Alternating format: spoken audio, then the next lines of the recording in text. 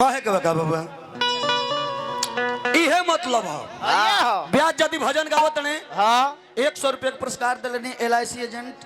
केने बने भैया नाम तो भुला गई नहीं। अच्छा फिर से सुधार जेपी भैया वो है जेपी यानी जय प्रकाश शॉर्ट कोट जेपी जी हो गई बगन गोल के धरती से हजारों हजार रुपए पुरस्कार बार बार नमस्कार प्रणाम भगवान से प्रार्थना रही कि पद प्रतिष्ठा ही तरह बन रहो इहे मतलब हो ब्याज यदि भजन गावत ने तो बेंजू वाला के धर्म बनेला फर्ज बनेला कि हम हूं भजन बजाई कोरा सभा हो भाई लोग के फर्ज बनेला कि हम हूं भजन गाई ठेकैचो के फर्ज बनेला कि हम हूं भजने में कोहकाई नचनियो यदि नाचत होके तो ओकरो चाहे कि हम हूं भजने में हिलाई। अरे कौन चीज रे अरे डाणावा रे अरे कौन डाणावा अरे ढेर संधि विच्छेद होता है लेकिन कहे के बका एगो और बड़ा लेकिन एगो बिरहिया के गायक बड़ा बढ़िया गीत गोले रहले हमरा कृष्ण चाचा के पंचदेव पांडे उत्तर प्रदेश के रहे वाला हनी गीतिया कौन रहे बबुआ बाबा मर्दा प्रदेश से जाए के तैयारी कइले बाटे जेव बेग उठावत ते मौगी आवत या दोनों घोड़वे के हाली धो लेती है अरे कौन गोड़वा धइले बिया शांति से ई बताओ कोनो दिक्कत बा प्रदेश से कमाए जतनी तोहरे खातिर तू ही आके दोनों गोड़ धर तड़ू कारण कोनो बोल का अपन बात बताओ दुख बताओ का तोर दुख सर्दी आइल बड़ू नेटा बहुत तने ए राजा जी काई राजा जी कई रोनिया रउआ बाहर मत जाए कहां जाई बाहर ना जो तो का खइबे हुड़ियावा खइबे ना चाहते खाली ससुरारी जा यदि रउआ बाहर चल जाई हां हई ठंडा में हमार का होई हमारा बुझा गुल ठंडा नहीं हां दोसर बात बाटे हां जी औरतिया कहतिया का बबुआ का कहतिया कि अरे अब की के गोइल कहिया कि अरे ओइबो बबुआ के पापा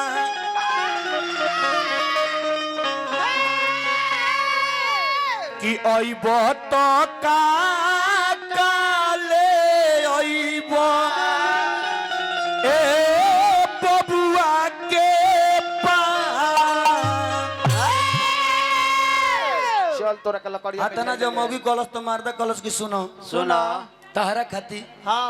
तारा खाती एगो बढ़िया लहंगा किन के ले आई अच्छा एगो दे दिनियत जौन तार गड़िया में बैठल भी ओकरे खाती 3 थान गहना किन के हम तो एगो एगो लकड़िया मिठाई दे दिया लेकिन भक्त कहता का बबुआ गणेश जी से का डायरेक्ट ले लेबे को बा ए जैसे तो गौरी के लाला नावा के और सुमिरा नावा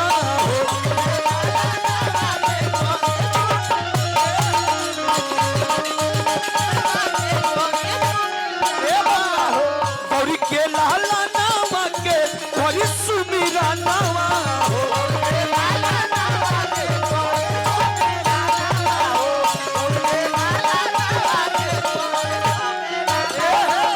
सुमिरन में हो कि ना सहायक एगन नायक देवता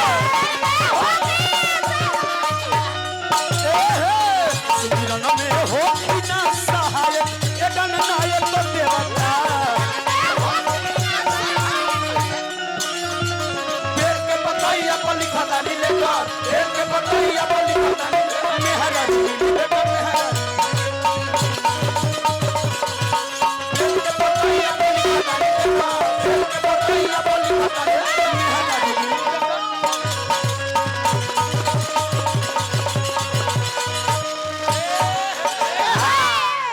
समय कम बैठे देख के ही काम कर छड़ देखे देखावे के गलती कनी है छड़ देखे देखावे कहे के बकांतारा में का भक्त कहता बबुआ का कि अरे हथिया के सूढ़ बाबा कि अरे मनुष्य के तानवा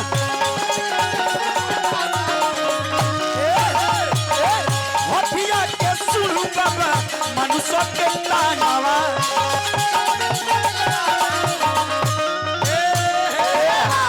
गौर वाली बात भी है मलिकार की गणेश जी के चेहरा शरीर कोनो सुंदर ना हो, ना हो कान देखते बनी बुझाला की सूप हो, ये है मुड़ी देखते बनी हाथी के, पेट देखते बुझाई की गोड़निया के पुरन की भरसाई हो। हाँ लेकिन फिर भी अगर पूजा के अधिकारी होगनी आखिर का है का है दांत करम बढ़िया कहनी हाँ जी। जेकरा आज हमनी के पूजा में आइल बनी जा संत शिरोमणि रविदास जी हाँ कैसे पूजा गुनी कैसे? सब भक्त शिरोमणि भइल यहाँ के संत शिरोमणि काहे हो गइल का है कारण रहे कारण? अपन काम करते हुए हाँ अपन काम करते हुए हाँ आ गंगा माई के अपना घरे वहां के बोला लिहन वाह वाह तो कहे के मतलब कि कर्म यदि बढ़िया रही हाँ। यही से लिखल बा कि कर्म प्रधान विश्व करी रखा आ जो जस करे सो तस फल तो कर्म यदि बढ़िया रही रहा घर हूँ बैठ के हाँ। ई कोनो जरूरी नहीं के कि कुंभ में जाके साधु बन के स्नान करब लंगटे होके तबे जाके सफल होब। गलती कनी हो ना जी बढ़िया कर्म करब कुछ नहीं के करे के घरे माई बाबू के खाली सेवा करत रही हाँ जी। कौनो कुंभ हरिद्वार आ काशी नहैला के जरूरत नहीं ना ना तो माई बाबू के सेवा ना करब कौनो कुंभ का देवघर में जाके कतनो जल चढ़ा दे भोलो बाबा कहें कि जो हाँ जी। जौनी अपना माई बाबू के ना भइल तो कबो हमार होई होई तले बबुआ जौना पर चढ़ावत रही है तोरा के आशीर्वाद में दे देता ले गलती तो सबसे पहले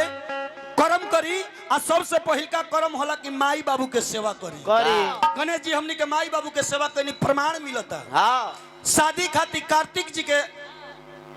गणेश जी कार्तिक जी दोनों जना के आदेश दिए कि जे सबसे पहले हाँ जी। पृथ्वी के परिक्रमा क के आई ओकरे पहले शादी होई होई कार्तिक जी अपन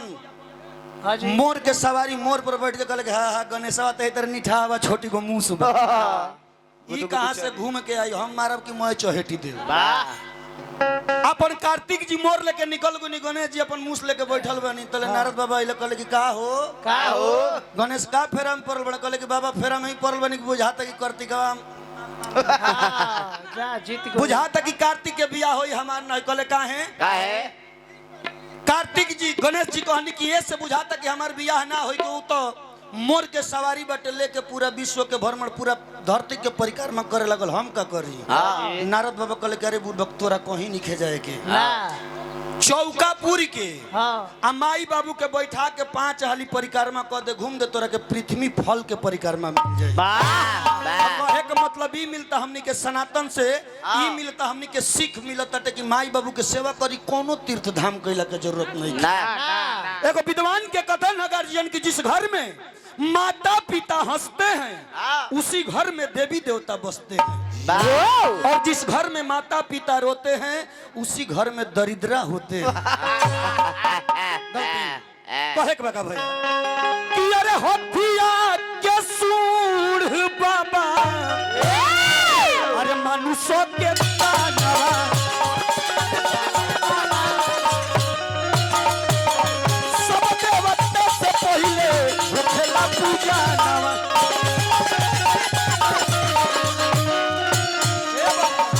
विधि सिद्धि चमर डोलावस दुनु बेरिया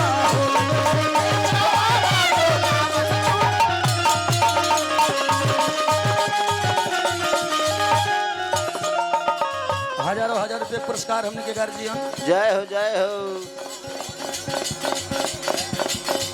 गुप्त दान महाकल्याण भैया नाम बतावल नहीं की चाहत गलती रिधि सिद्धि चमर डोलावस दुनु बेरिया हो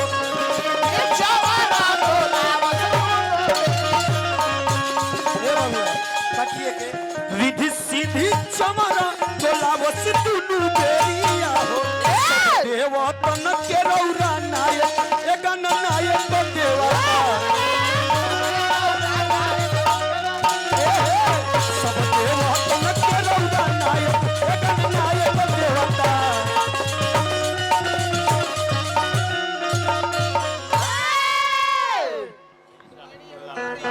बहुत डिस्टर्ब होता अच्छा भैंसा हाटोला के यहाँ के ससुर बनी हजारों हजार रुपए पुरस्कार दिले बनी बार बार नमस्कार प्रणाम आशीर्वाद के प्रतीक्षा रही भैया यही बोले एगो भाव ले रविदास बाबा के दरबार में बनी जा वाह एक बाद फगुआ के भाव में उड़ान रही है जी जय हो कहे के का बा का ओही पर आ जा वाह वाह शिव नारायणी के भाव लागल के ना माने कृष्ण चाचा हमनी के